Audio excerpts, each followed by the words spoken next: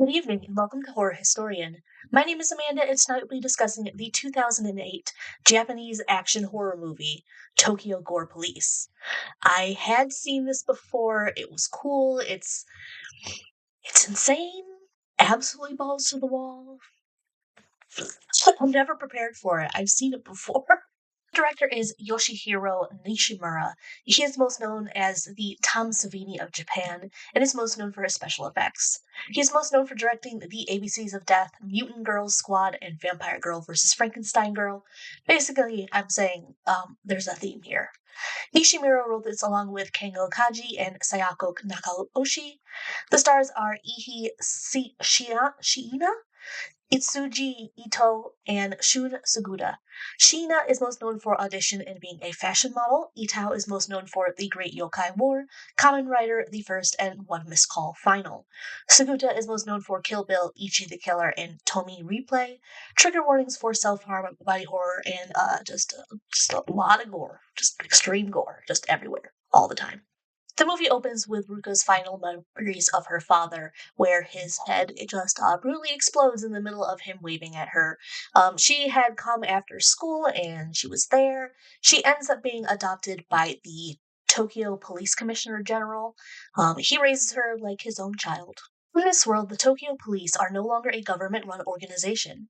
Instead, they operate as a separate, independent entity. Although the movie never explains how this came to be, it's clear that this was not a positive development. When a police force is no longer held accountable to a higher authority, it inevitably abuses its power. That is precisely the environment in which the story unfolds. The police uniforms in the film draw clear inspiration from traditional samurai armor, since that is pretty much the simplified version of the Tokugawa era, the era of the samurai when the military class took power for 250 years. Ruka's uniform stands apart. Her uniform resembles more like an office worker more than anything else. She's a little more restrained than her coworkers. She is shown sitting in her car waiting to be called in. During that time, she engages in some very casual self-harm, a behavior that the movie shows as being normalized in this society. We even see an ad promoting a self-harm tool designed with a kawaii, cute aesthetic in mind. That's the world that we're in. This whole thing is ridiculous, and it's so much fun. The police officers investigate and report of an engineer attacking people in the building. These reports prove accurate with a man inside dismembering people with a hand that has become a chainsaw. Ruka is introduced as a specialist trained to take care of these engineers, and she's one of the best. Engineers were at some point regular human beings until they were infected with some kind of key tumor. That's the only thing that they have in common. These key tumors were created by a scientist really only known to us as the Key Man. When he inserts a key tumor into a person, their body will mutate in grotesque and frankly unpredictable ways. Whenever an infected person is injured, the body part regenerates into usually a weapon-like appendage. In this particular case, this guy has chainsaw arms. When Ruka is called into the scene, she uses a missile launcher to propel herself onto the roof of the building where the attack has happened. We have gotten our fourth chainsaw fight. This is not a complaint, it is simply an observation. She arrives just in time to see the engineer shove a chainsaw into the mouth of a police officer. It is gross and it is awesome. This movie is absolutely drenched in gore. Nearly every frame is soaked in blood, and what isn't is likely something inappropriate enough to make YouTube clutch its pearls. Tokyo Gore Police is a movie of extremes, grotesque, excessive, and unapologetically so. But we meet a movie where it's at. I enjoy its outrageous energy, but it's not a movie for everyone. The plot itself heavily revolves around injury and transformation. As is common in many Japanese body horror movies, there's also an undercurrent of sexual imagery. The film leans heavily into this, and it is a lot at times, especially at the end. The fight ends with Ruka tearing the engineer apart.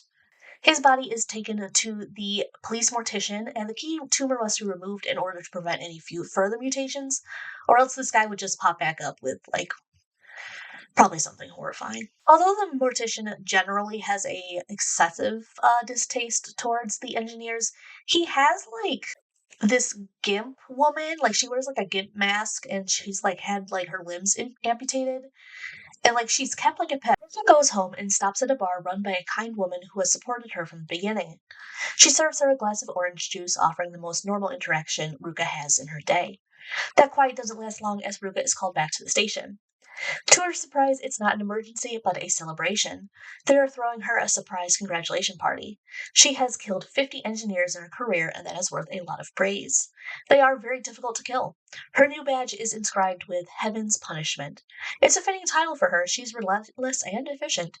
Elsewhere in Tokyo, a madam sends one of her prostitutes home after throwing a man who overstayed his time. She locks up her business and goes to the train station where she is suddenly confronted by a man with long hair. She offers her one of his prostitutes in exchange for her own life. He declines, stabbing her with large needles and draining her blood. This isn't the first murder of its kind, and it shows a level of planning that most engineers usually don't show. Like, this is a little bit more involved, like making plans and stalking someone. The engineers, although we've only seen like a limited amount of their like interactions, are usually a little bit more chaotic. This one is very methodical, so it kind of implies someone that's a little bit more important. Ruka goes undercover as a prostitute to go into the subway system. She isn't exactly convincing, her cold demeanor making it pretty clear she doesn't want anyone near her. Of course, that doesn't stop one particular creepy man who decides to grope her butt. She leads him out of the subway and cuts his arms off for his behavior. It's brutal and apparently his behavior against the law, so she's in the right. He's not an engineer, but she's fine with chopping him up like that to keep him from doing that to anyone else. Right after dealing with him, Ruka spots the engineer that she is looking for. He takes off running and she goes after him. She catches up to him and finds the tools he had planned to use on her. She attacks him and slices his face up. It injures him, but he mutates quickly, his eyes transforming into guns and just immediately gaining the upper hand. This man is revealed to be the Key Man himself. He removes a tumor from his own body and shoves it into the open wound on Ruka's self-harming arm. It's actually kind of hard to watch because he is really just wedging that tumor in there. After she collapses, the movie shifts to the police chief, who is spending his evening at a fetish strip club that features engineers as part of the entertainment. He is looking for Haruka Yoshioka, also known as the Alligator Girl. She has, as far as we can tell at this moment, teeth boobs. He wants to have some private time with her. Haruka is giving the police chief the work. And then she bites down, and he is left spraying everywhere where his penis had once been. She's working with the Key Man, and not long after that, he arrives after dealing with Ruka, I guess. Haruka is very dedicated to him because when the police chief opens fire, she throws herself in the way. This brings about her final transformation, her lower half turning into a large alligator jaw. I think this is the most famous scene of this movie. Anyway, she takes him down, and the Key Man gives him a tumor for his trouble. What follows is memorable. His mutation leaves him with a large, fleshy gun penis. I absolutely cannot show a single second of that, but it is no question of what it's meant to be or what it was. Ruka finds the Key Man again after having woken up and not having any visible mutations. This is when we get some exposition about how this all happened. The Key Man's father had been the person that had killed Ruka's father. He had been there as well, not too far behind where Ruka had been standing. Neither one of them focuses on much more than their own parent. They both took very different paths after that trauma, though. The Key Man's family had been poor, and his father accepted the bribe to assassinate the leader of a group of police officers against privatizing the police force. The person that paid him to do that was the commissioner, who also immediately had the man killed for having assassinated Ruka's father, so he never really got to enjoy the fruit of his labor. The commissioner could not have been a loose end. To fight back against the corrupt police state that had done this, the Key Man injected himself with a mixture of evil. He had created it using the essence of several serial killers, which created something that could turn him into a killing machine. I'm guessing the key tumors were just kind of like a little fun bonus that he discovered. That turned him into the Key Man. The tragedy, of course, is that the man that had put all of this into motion due to his own whims is also the one that has raised Ruka since her father's death, guiding her in becoming the person that she is to this day. And it's a pretty deep betrayal for her.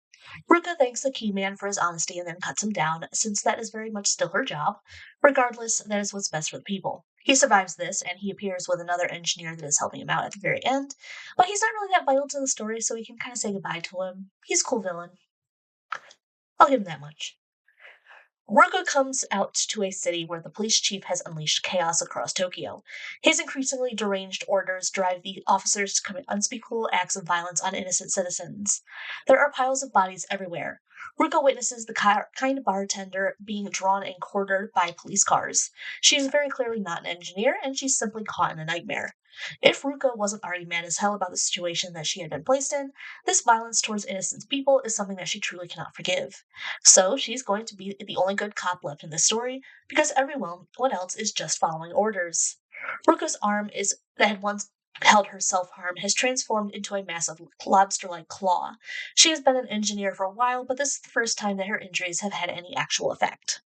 When she returns to the police building, the mortician takes a second to mock her for being what she used to hunt. He gets a solid shot hitting Ruka in the eye. It regenerates quickly. I'm still not really sure what it is, but it's not a gun. It looks cool.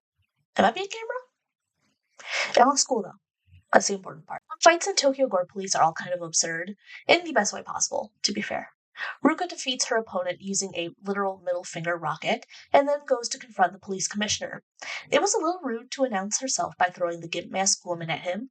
That poor woman has already endured enough, but this movie has not been restrained for a single second. The commissioner reminds Ruka that he is the one that raised her, but now that she is an engineer, she is no longer worthy of his protection or sympathy. Ruka insists that she is still herself, even if her body has been taken by the devil. She now knows that her father was right about the man the entire time, and that integrity was exactly what the commissioner needed him dead to do what he wanted to do. Fight is over the top and ridiculous and oh so entertaining. The movie embraces its chaotic excess, and by this point you really have just got to hold on for the ride. Ruka fights not just for herself, but for the citizens of Tokyo, those that have suffered under both the engineers and the corrupt privatized police. She severs the legs of the commissioner and he injects himself with a serum that propels him in a final amputation blood-spraying rocket. But ultimately he fails and Ruka cuts him down once for all. The movie ends with Ruka reaffirming her purpose. She vows to continue as a police officer. This time, she is truly protecting them, not just from engineers, but those in the drive for power. I've probably said it like 6 times, but this movie is ridiculous. That's not a bad thing, because Tokyo Gore Police is exactly what it says on the tin. It's a story in Tokyo with a lot of gore and a corrupt police department. You can't say you didn't know. Everyone knows the movie that they are in, too. Ruka is, until the final act, a flat person compared to the weirdness of the world around her. So when she does react to something, that's the great hint that something is actually shocking.